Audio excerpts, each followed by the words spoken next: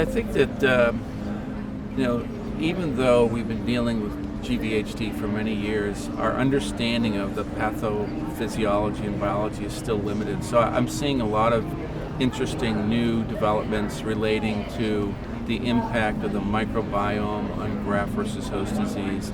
This has resulted in an entire new cottage industry of investigators and companies that are focused on modulating the microenvironment of the gut with different bacteria to reduce the risk of graft-versus-host-disease. And so this is a whole area that is being touched upon in this meeting, but I think in general it's exploding around the world. In fact, there are many that think that this is an important feature of toxicity relating to not only graft-versus-host-disease, but CAR T-cell therapies.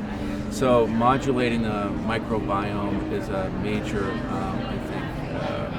new trend in GVHD. Not new, but it's actually the actual implementation of the science and actually doing translational work to modify the genome of the gut, the bacterial genome of the gut is really exciting.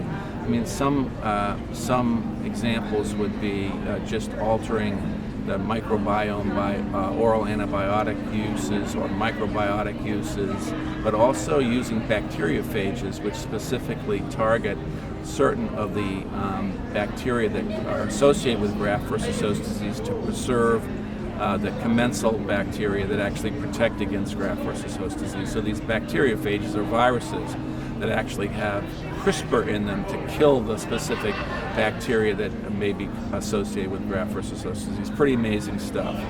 And then the other part is the insights into trafficking of T cells into the Peyer's patches of the gut.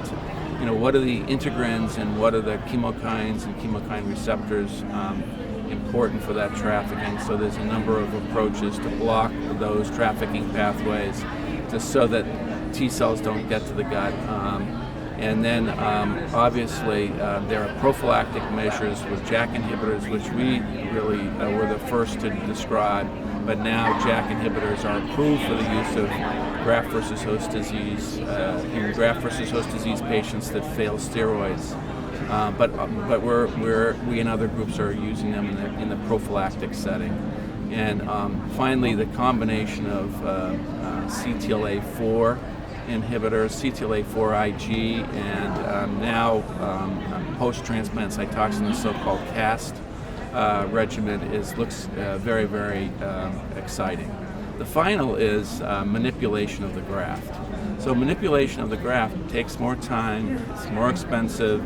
There's some major cell processing involved for some of these, but a number of them looks like they're paying dividends. That is, taking out the naive T cells.